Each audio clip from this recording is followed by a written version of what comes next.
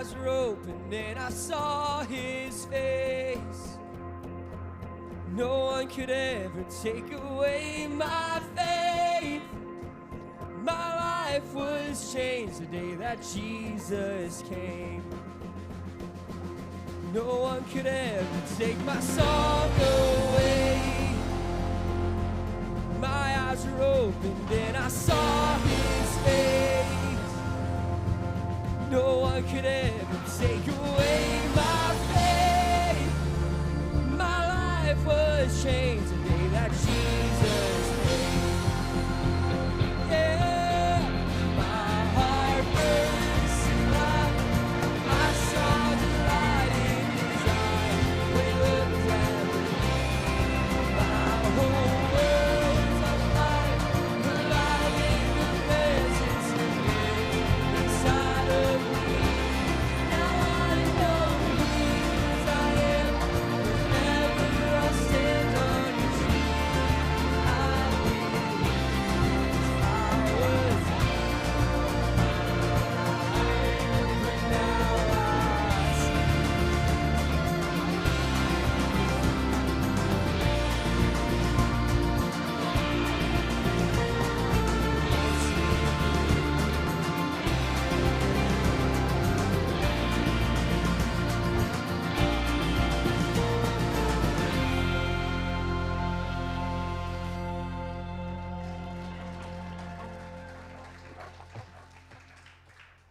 Okay, everyone, pray with me.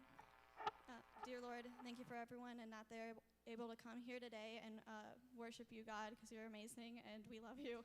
And I pray for the lesson that we're going to be having from Brandon and that God uses him to speak word into us so that we can learn more about you and your greatness. Dear Lord, amen. Hey students, we are so excited for junior high camp this summer. We are going to be traveling At Camp Lone Star, we have so many activities that are ready for you guys when you arrive for our first ever Nix at experience. We will have canoes and corkles to float around on.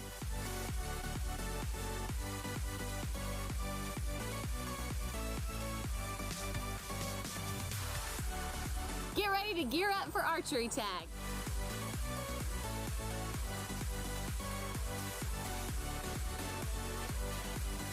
Compete against your friends in tetherball.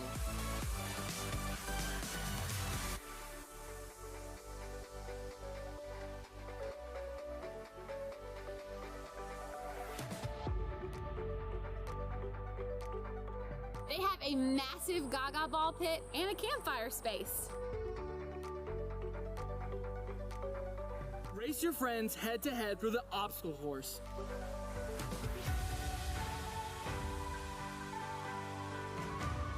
Alright guys, when we get here to Lone Star Pines, this is where we're going to be staying, here in this massive lodge. So when you get here, it has a guy side and a girl side, and then a common room in the middle where we'll meet up. But we cannot wait to see you guys at camp.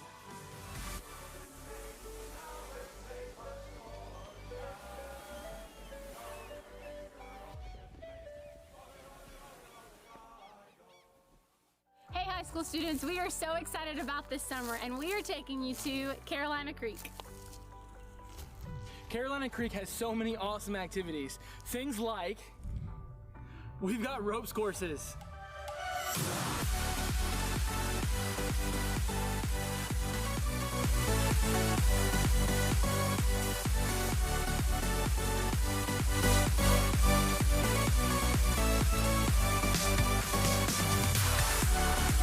And the power pole!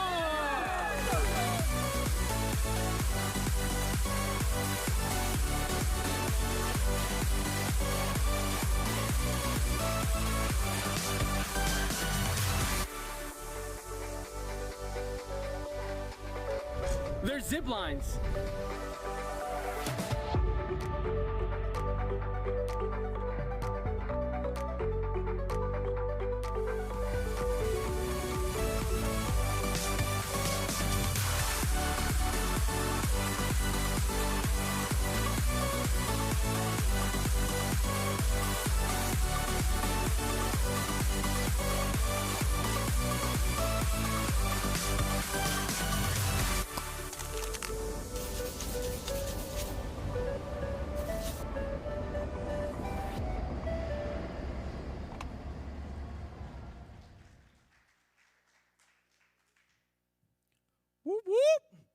right, junior high, make some noise.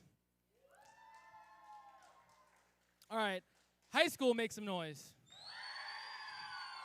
All right, junior high, we got to be a little louder than that. I know you guys got it in you. So junior high, make some noise. High school, one more time. Fantastic. Guys, I am so excited to be back with you guys tonight. Woo, it's a good time. So, as you guys just saw, that's summer camp for us this summer. So, if you're thinking to yourself, man, they look like they're having a lot of fun in that video, and I want to have fun this summer, and I want to spend time with my friends this summer, sign up for camp. All right, who's already registered for camp? Make some noise.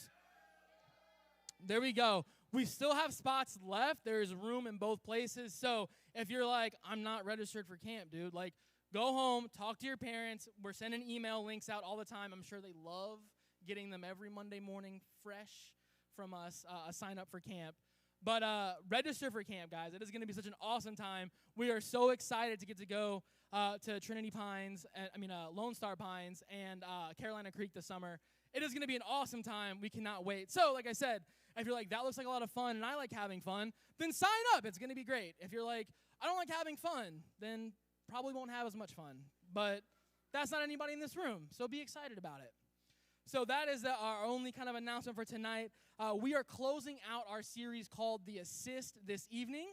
And to close us out tonight, we have the one, the only, Brandon Forsyth.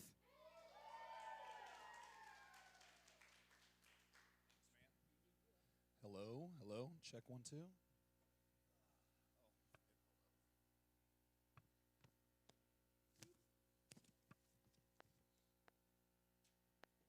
All right, how y'all doing?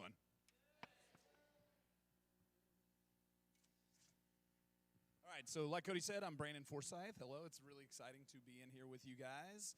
I'm a sweaty person, so I'm going to be sweating. Just deal with it. We're going to be able to handle this together. It's going to be okay. It's hot out there, and I got a sunburn. That's a bad combo for me, not sweating. So welcome to my world.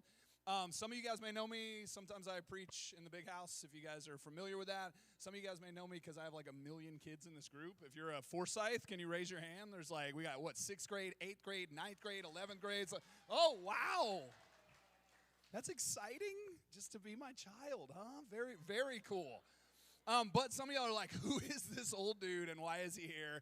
And so I wanted to give you a chance, if you have no clue who I am, to get to know me a little bit better. I also like to give out candy. So I have some candy to go along with this. So I'm going to throw out to you guys 3 questions. Like, if you got a question, and I would say, like, within appropriate Christian standards, this question. And I'm going to let you guys throw out the question, and I will answer it to the best of my ability. Just a little getting to know me kind of moment. Answer the question, why should I be listening to this dude who's talking right now? And get us to connect a little bit. So who's got a question they would like to ask me? You can ask anything, semi-appropriate at least. Go for it. And just throw a hand up there. Anybody? Oh, wait. Oh, hit it.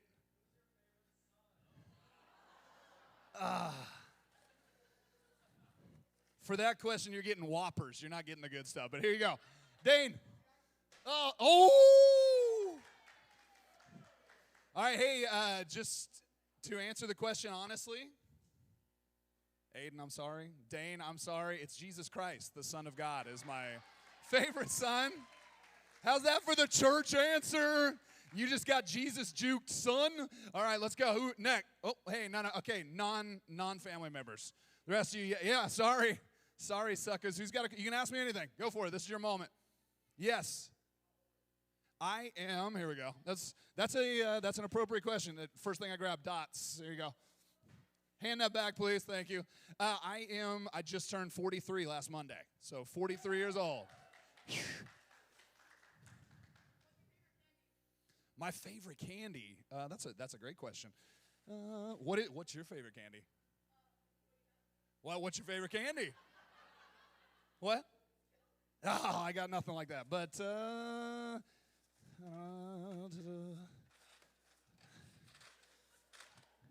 that's about as close as we're gonna get here. That's Mike and Ike Sours. So that's fruity. My favorite candy, Raisinets, because I'm an old person. That's my Raisinets. It's good for you. Raisinets. Hey, it was 3 questions. I'm sorry. Mitchell, you're toast.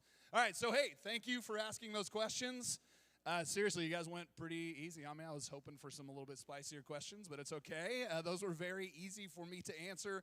So you guys know me a little bit more. We're finishing out and stepping into your series that's called The Assist. And so can somebody in here tell me what the heck that means, what you guys have been talking about over the last couple of weeks? What is The Assist? I'm putting y'all, you guys didn't know you were doing some teaching tonight as well. So this is week 3. You've been talking about the assist. What is the overall concept behind this? What have y'all been talking about these last couple weeks? Yes, ma'am. Okay, hey, serve others. That's good stuff. Anybody else want to throw anything into the mix? Serve others. Good job.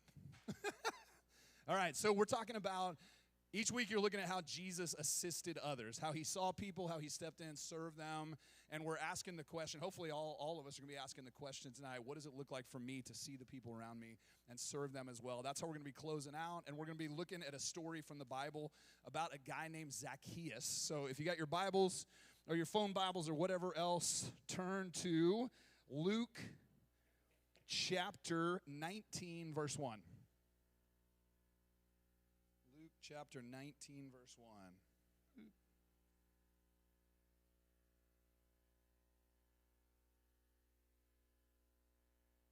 it.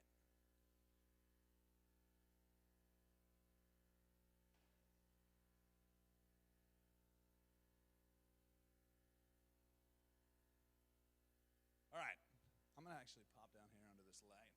There we go.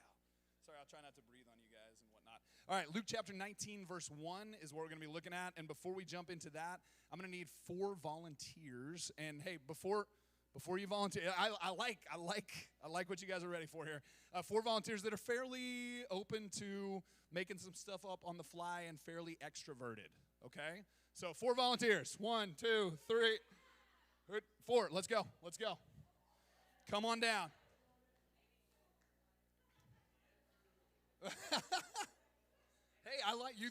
Hey, he threw the hand up.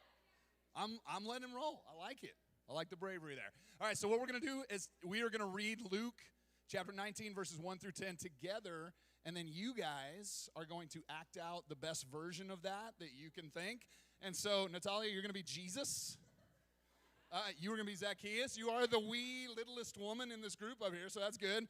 Zacchaeus, and you guys are going to be whatever else is required. So there's crowds, there's Pharisees, there's tables, there's banquets, there's trees, there's all those kind of things. So you guys just do whatever you can to retell the story in the best way possible. So, hey, who wants to read Luke chapter 19, verses 1 through 10? Come on down. All right, pay attention.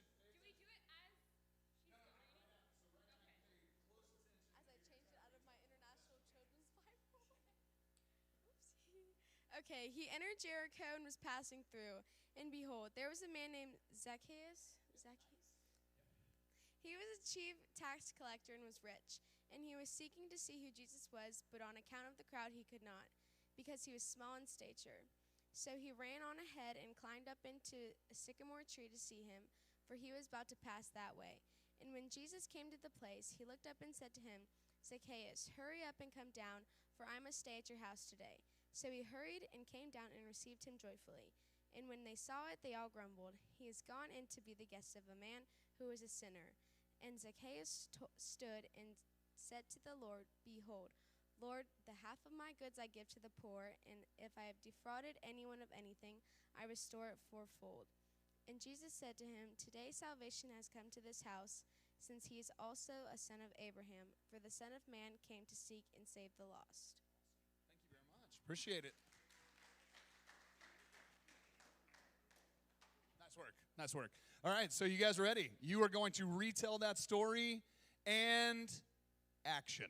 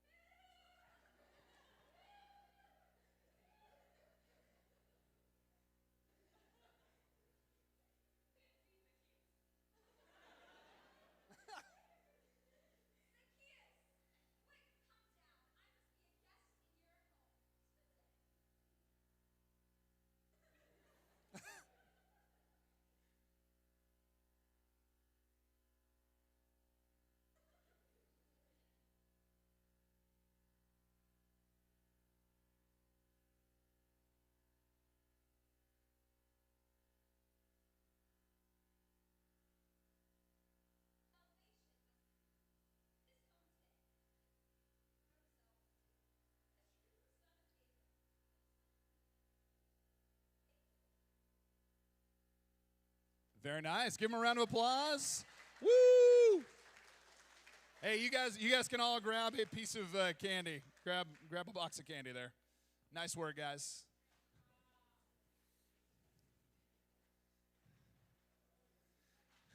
Andrew, I was secretly hoping they were going to make you into the tree that someone was going to have to climb. Come on, guys. There was a lot of options. Could have been a banquet table. I mean, we could have. Okay. Hey, next time. Hey, thank y'all for doing that. Sometimes I like to mix things up so God's word gets stuck in your brain in some different ways. So hopefully you'll remember Emma just boxing somebody out, trying to keep them away from Jesus when you think about the story of Zacchaeus. So, hey, there's a couple of details that we need to understand about what's going on in the story of Zacchaeus if we're going to understand how Jesus really made this assist that applies to our life. And the first thing I want to talk about is the city that this takes place in. What was the city called? Jericho. Excellent work. So this is the same Jericho. There was once a non-Jewish city way back in the day, and the Israelites showed up, marched around it, right, a bunch of times. God made the whole thing literally fall down, destroyed it. This is many, many years later. It has been rebuilt. It is now a Jewish city. Jake, I think we got a map up here. Bam. So this is Jericho. Now, the thing you got to understand about Jericho, it is in an amazing place to be a really good trade city. So this river going north of this big blue lake thing right here is called Jordan. So it's the Jordan River Valley that Jericho is in. Very fertile, which means you could grow lots of crops there.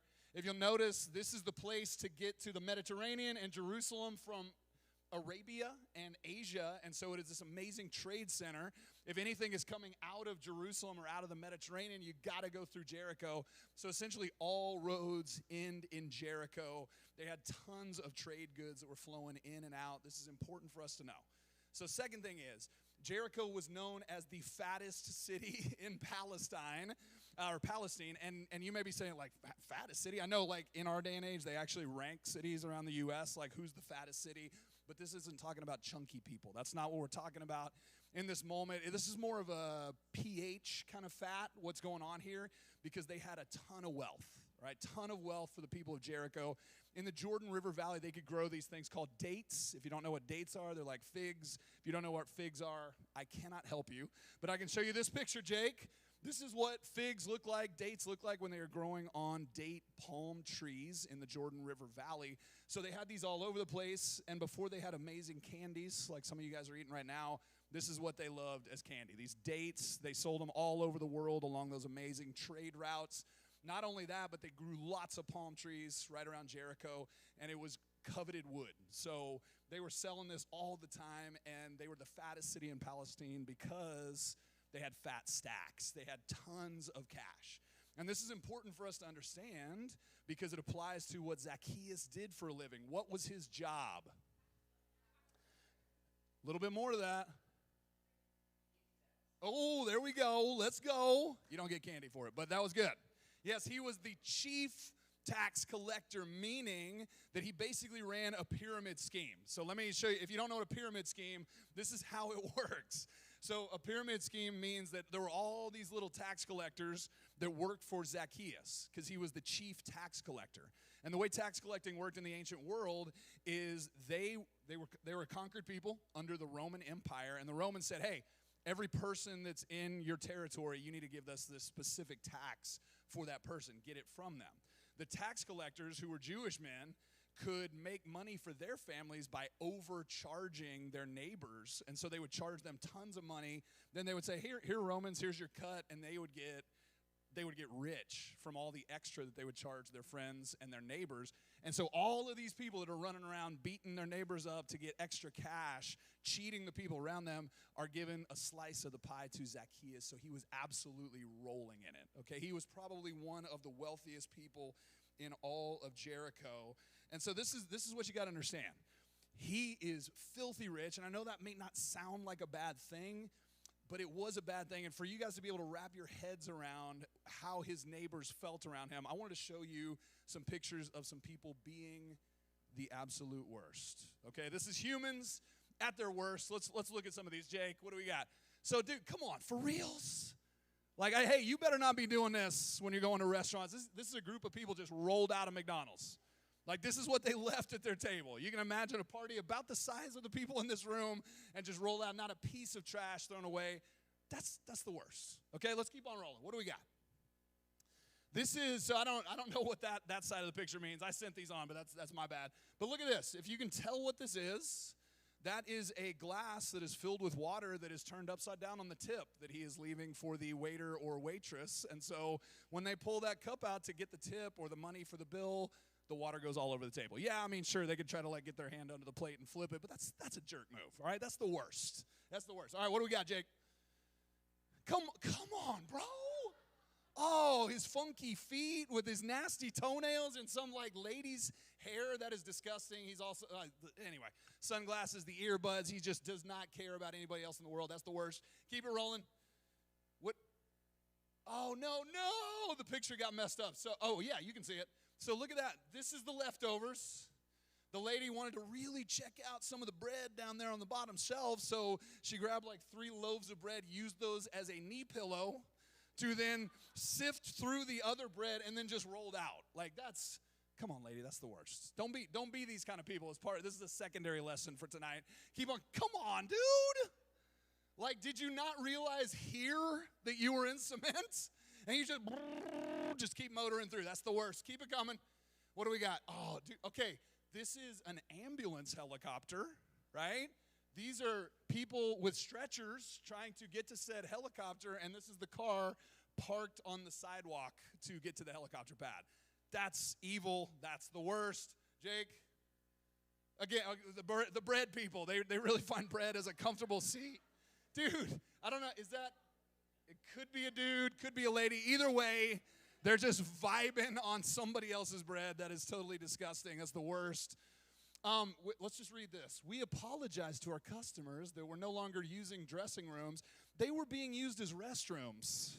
And this is a public health concern, right? So back pre-COVID, you ever go into like Kohl's, try some clothes on, a Walmart?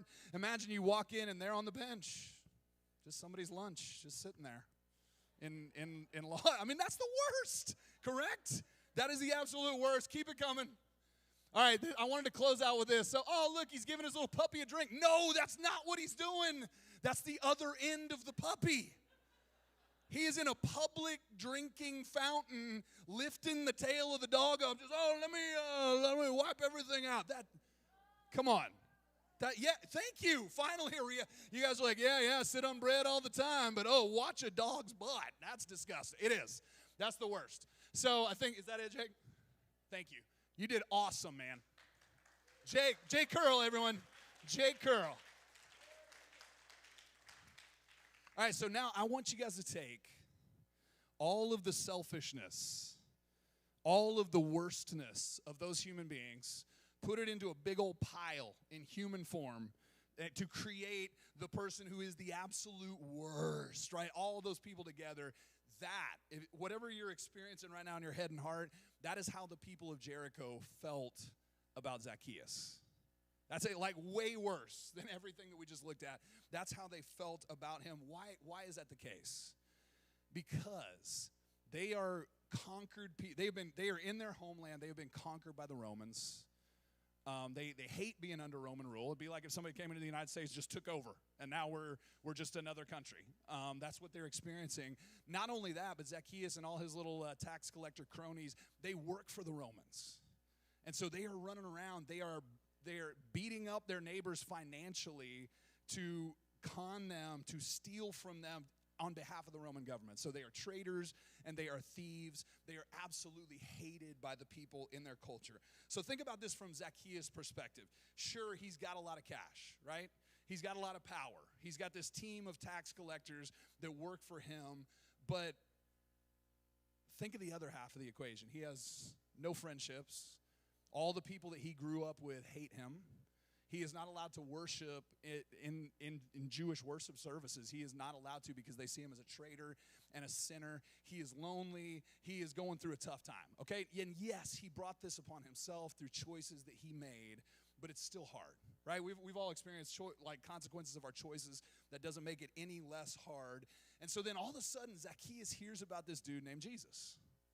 And Jesus is teaching like nobody has ever taught. He is healing people that should not be able to be healed. Right? That's what he's doing. He is, and not only that, but he is hanging out with sinners. He's hanging out with Samaritans. These are people that the Jewish people hated. Like these are their enemies. He's hanging out with former prostitutes. He's hanging out with demon-possessed people. He's hanging out with tax collectors, right? The worst. That's who he's hanging out with. And so Zacchaeus is going like, hey, man, I hear Jesus is coming to town. And this whole going my own way is not working out very well. In fact, my life is going terrible right now. And I'm ready for something different, and I got to see this Jesus guy. You know, maybe he can show me something better. Maybe he can connect me in to a new way of living, and this is important for you guys to hear. I want you to hear this. Zacchaeus understood that he needed a change, and he was willing to do whatever it took to experience that. That's really important. All right, so Jesus' ministry at this time was wildly successful. Crowds of people follow him everywhere around. And Emma, you did a good job with this. So when Jesus comes into Jericho, we're talking thousands of people, like hanging out windows, milling in the streets, filling the streets. Just they want to be with Jesus. They want to experience what it's like to be around him. And this crowd that is surrounding Jesus at this time, they hate Zacchaeus, remember? So Zacchaeus happens to be a short dude. And you can imagine him at the back of the crowd trying to push his way through. You think anybody is letting him through? No. This is their moment. He has power over them, but this is their moment to get back at him. So as he's pushing through, they're like, oh, whatever, dude. Yeah, short guy, you think we're going to let you through? Yeah, remember those taxes last year? Not going to happen. He's trying to kind of squeeze in there, and I'm sure they're throwing more than just curses at him. They're throwing some elbows. I think Zacchaeus is coming out of this probably with a few extra bruises than what he started. But, again, he wants change, and he doesn't give up. He keeps on working, and so he sees this sycamore tree. Sycamore tree, if you don't know what that is, it's kind of like what we would call a live oak, right? Lots of branches that spread out wide, very climbable tree.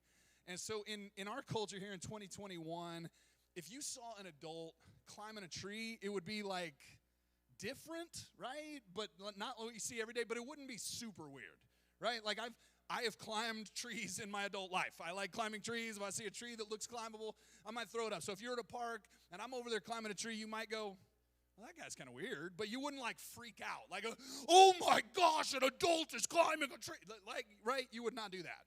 I don't think it'd be just like, wow, what a weirdo. In Jewish culture, they had some really high expectations of behavior, specifically of adult men in their cultures. They were always supposed to be dignified. They were supposed to be proper. They were supposed to act in the right way. So you know what you would never see them do? You would never see them run. You would never see them jump. You would never see them climbing a tree, especially in a world where everyone's wearing robes and underwear hadn't been invented yet. Awkward, correct? So, I mean, that's the world they live in. Just get over it, people. So that's what's going on here. So this never would have happened, yet Zacchaeus, again, he has to see Jesus. He wants something different for his life, and so he says, forget about it. And he climbs up this tree, and he works his way up. Again, I'm guessing the crowd is like, oh, what is Zacchaeus doing? Look at that short dude. They're probably throwing rocks at him. This is their moment to get back. He works his way up. He's clinging to this tree just so he can see Jesus Christ. Jesus is walking through town. Remember what that's like? Just crowds surrounding him in this moment. They're yelling out to him, Jesus, are you the Messiah? Are you the one we've been waiting for? Can you heal me? Jesus, come over here. Talk to me. Bless my kid. They're reaching out. They're trying to touch him. They think that because it's happened in his ministry, they think if they can touch him, they're going to experience healing. You know, maybe they want to go like, oh, I'm going to go tell my cousin I just touched Jesus. This is so awesome. I mean, that's what's going on. Thousands and thousands of people. And somehow, this is important too, in the middle of all this, Jesus sees this dude in a tree.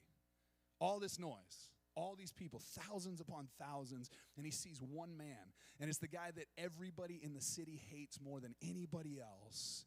And he stops what he's doing, stops who he's talking to, and he turns to Zacchaeus. And just like y'all did in your play, he says, hey, Zacchaeus, come down here. First off, whoa, Jesus knows his name. like this is crazy. Zacchaeus has never met him. So again, this is confirmation. Whoa, this guy's special. This Jesus guy. But Zacchaeus isn't scared. He wants that life change, so he climbs down the tree, and kind of walks over there. Now the crowd is parting, right? Because Jesus is involved. So the crowd parts. Jesus walks up to him, and then he does something not more shocking than knowing his name out of nowhere, but even this is, again, this culture, this is weird. He walks up and he says, hey, bro, I must stay at your house. Like, he invites himself into Zacchaeus' life. And this is the moment Zacchaeus has been waiting for. Think about this, guys. He's an outcast. He's a loner. He has all this cash. He has the best food. He has the best drinks. He has this giant house, and he's never been able to use it because everybody hates him. He has no community. And now he gets to throw a party for Jesus, the most famous man now ever, but at that time, the most famous man in all of Israel. This is a huge and massive deal, right? And so Luke doesn't tell us exactly what goes on in their time together, right? It's very brief. So he shows up at his house. They have this dinner together. They're talking. At some point during the dinner, Zacchaeus just stands up. Again, this is weird, right? I don't know if people do this at your house at dinner, but just stands up. And everybody's like, what's going on here, man? We're trying to have a feast. And what does he say? He says, I am going to give away half of my possessions and give them to the poor. Half of my wealth. Guys, he has so much wealth. This is so much money he's talking about. And he's not even done in that moment. He's talking about giving away half of what he has to the poor. That's the first thing he says. And he says, if there's anybody that I have cheated, I'm going to give back 4 times what I cheated them. Let me ask you something again from what we talked about before. How did Zacchaeus make his money? Cheating people. Think about what that means for what he says. So he is saying, essentially, I'm going to give away everything I have and even more. He understood from just the time that he spent in Jesus' presence, from Jesus inviting himself into his life, showing him a better way, that the way he was living was not the way, and he immediately obeyed this way of Jesus. He immediately changed the way he's living and transformed his life. And what does Jesus say? This is important too. He says, today, salvation has come to your house. And I want you to hear this. That's not because Zacchaeus gave all his stuff away. That's the fruit. Right, that's the fruit. He didn't earn his way into heaven by throwing out some cash in that moment. No, that was the fruit because Jesus could see immediately that his heart had changed. And he was following the way of Jesus Christ. He says, that's salvation has come to your house today. And he immediately, he sees Jesus. Jesus offers the assist. Zacchaeus immediately starts assisting others and obeys, and his life is absolutely changed. So, now we get to the serious stuff for us. How does this story from 2,000 years ago in Israel impact our lives, the lives of junior high kids and high school kids in 2021 here in Houston, Texas? There's a ton that we can take away from this and apply to our lives. We're going to walk into that. Then we're going to launch y'all out into, I think we're going to sing one more song, right? One more song after this? No, okay, all right. We're going to launch y'all into your groups right after that. But here's the deal. First, from Jesus, how was he able to change Zacchaeus' life? 2 ways. What was the first thing he did? He saw him. The second thing he did was he spent time with him, okay? Did you guys hear that? 2 things. He saw him where he was in his brokenness and his loneliness, that he was different in a tough place, and then he went to him and he spent time with him, and this changed Zacchaeus' life.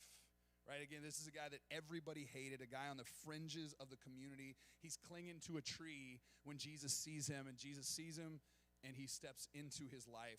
Not only that, when he hangs out with him, he's just showing him a different way, right? It's just the fact that he's in his presence. He's showing him love that he has never experienced before. He's showing him a different way of existence because he took the time to hang out with Zacchaeus, and he simply treated him well. Right? Treated him well, showed him a different way. That's what Jesus did. How about Zacchaeus? What do we see from him? Well, the first thing that we see is that there is nothing that was going to keep him from Jesus. Right? He knew that his life was a train wreck and it was heading in the wrong direction and he needed a change and he was going to do whatever it took, climb whatever obstacle, climb whatever tree, fight through whatever crowd so that he could see Jesus Christ and see a better way. So that's a big deal. That's a big deal. That's the first thing Zacchaeus did. Second thing Zacchaeus did, what was it? He sees that Jesus' way is better, and he immediately changes. That's huge. He didn't wait around. He didn't say, I'm going to have my fun now with all this money. I'll get to that later. He just sees it. Whoa, this following Jesus thing is better. And he right there stands up at dinner, right? I'm going to give halfway away to the poor, and I'm going to give 4 times what I've cheated anybody else. I don't care if it leaves me completely broken. I got to follow this Jesus guy. So he does whatever it takes to get to Jesus, and he does whatever he needs to do in his life to follow him after that. It's good stuff. So here's my challenge for y'all. The first one is this. This is how we're closing out right now, but the first part of the challenge is this. If any of you guys sitting in here are unsure about this whole Jesus thing, right? I don't know where you guys are personally in your faith. If you have not, if you got your questions, if you have your doubts, if you're like, yeah, I mean, sometimes I feel like I want to follow Jesus, sometimes I don't. I want to encourage you to follow Zacchaeus and know that if you do whatever it takes to get to Jesus, he will absolutely transform your life. I'm very biased about this. I really am, but I'll tell you guys this, and I tell you this honestly, every single time I do what it takes to trust Jesus and follow him with my life, it makes my life better. Every time. Not easier, but better. And every time I choose to go my own way, it's worse. That's the experience that I have in this life. And I would love for you guys, like if you are on the cusp, if you're like, I don't know if I want to follow Jesus, I want to encourage you, do whatever it takes. Overcome whatever question, ask somebody to help you, climb whatever tree, break through whatever wall you got to break through to see Jesus, because he will absolutely transform your life if you do what it takes to see him and ask him into your life. So that's the first thing I think we see from Zacchaeus. So how many of y'all have already been assisted by Jesus? How many of you guys are believers in here? Like you've given your life to Christ, he's already making a difference in your life. All right, so that's awesome. You're in the second part of that thing. So if you are somebody who's following Jesus Christ and you've seen that his way is better, it's time. It's time to follow in his footsteps and live it out. Just like Zacchaeus. Again, he's like, whoa, that's better. Stand up, life change. Like he wasn't waiting for anything else. He's like, I'm going to do what it takes to follow him and live this out in a better way. And what did he do? He starts following. Jesus assisted him, and Zacchaeus immediately starts assisting others. And so I want to challenge you to do what you need to do to see people around you like Jesus did. These are people that are different from you. People that you can tell are hurting, that are disconnected from community. People that even from their body language, from the things that they're talking about, that they need to be connected to somebody. So see people like Jesus did. Second thing I want to encourage you to do is make the move and go insert yourself into their lives. I know it's awkward, right? I get that. But make the ask, right? Ask them how they're doing. Ask them what their name is. Ask them if you can invite them into your life. Maybe make the bold Jesus juke and ask yourself into theirs. Like, hey, I'm gonna come over later. Is that cool? I'm gonna come hang out at your place. Are you willing to feed me? Because I like food, and we can hang out and we can be friends. I don't know. Maybe you're a bold person. Go for that. It worked for Jesus. But what do you guys need to do? Like, if this is real for you, if you're a follower of Jesus Christ, how can you see people around you in your life that are disconnected and hurting and need Jesus Christ? And the second thing is, how can you insert yourself into the equation to point them towards Jesus Christ? Because you know that's where life transformation sits. And you never know when God is going to use you to make a difference in somebody's lives. I remember when I was a student minister here at Northside, I got a call from a mom. They did not go to our church, and she was saying, hey, my son has had a lot of problems with the law. Like he was a tagger, so he'd been tagging and gotten busted a couple times. He had problems with Jesus. He had problems with the church. He didn't like Christians. He had all kinds of doubts. When she called me, he was basically an atheist, her son. And she said, hey, we're thinking about coming to your church. Can I ask you some of my son's questions to see how you would answer this? So these people don't go to our church, right? And I'm on the phone with them. But I chose in that moment, thank you, Jesus, to see her. This is a hurting mom who loves her kid, who sees that her son is disconnected. And so, I had stuff going on, but I'm like, yes, I will give you whatever amount of time you need. Let's talk about this. And so she starts asking me some hard questions, right? Like questions you don't want to get asked by your non-Christian friends. And I'm sitting there, I'm like, God, help me to be gracious in this moment. Help me to love well and to show her that what matters is the way of Jesus Christ and point her towards this. And so we start stepping into it. We talk for like 30 or 40 minutes. I'm answering all these questions. And I'm so glad that the Spirit kind of moved me to see her and what was going on and to step into that. Because it turns out, I found this out years later, he was on the other line the entire time. So because God used me to see this mom and the love she had for her son, and he used me to show his love and his graciousness, her son was like silently listening to everything I said. And because God used me in that moment, he ended up coming to church, giving his life to Christ. To this day, he is like a world changer for Jesus Christ. He's an advocate for kids that are having a really difficult time. And it was because on this weird random day, like a Tuesday, I get a random phone call from a random lady who doesn't even go to our church, and God chose to use that moment to speak into somebody's life. And so you never know. You never know what if it's going to be a Wednesday. Is it going to be a Saturday? Are your eyes open? Are you looking with the eyes of Jesus Christ to see the people around you? And are you willing to offer yourself up and step into whatever opportunity God puts before you to point somebody towards Jesus Christ? That's why I want to challenge you guys to be thinking about following Zacchaeus, following Jesus, as we look at this story and how we can assist others in coming to the cross of Jesus Christ. And so we're gonna close out right now. I'm gonna close in prayer, and I want to give you guys a moment to think about this, because this is what we want you discussing as you head into your discipleship groups. So the first one is this: think about your life, your day to day, whether it's school or whether it's where you work or whether it's in your neighborhood. I want you to think of an actual person, like a name of somebody who is disconnected right now, who is hurting, who is different, who needs community, who needs that connection to Jesus Christ. So take a second. I want you to think of somebody. Put a name on that.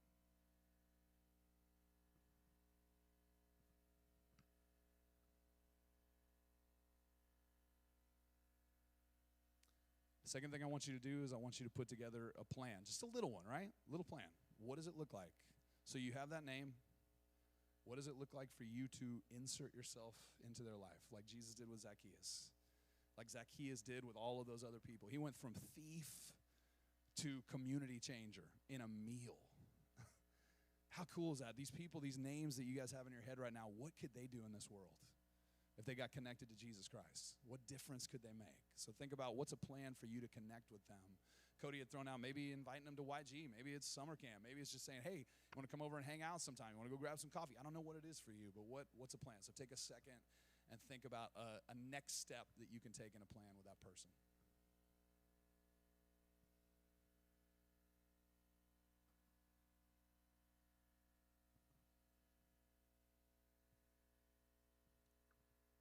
I'm going to pray, and then you guys can head into your D groups and keep discussing this and talk about plans together, talk about those names so that you can be praying together. I know there's a card that you guys are going to be filling out. The D group leaders will walk you into all that. But, hey, I appreciate the time that you guys have given here tonight.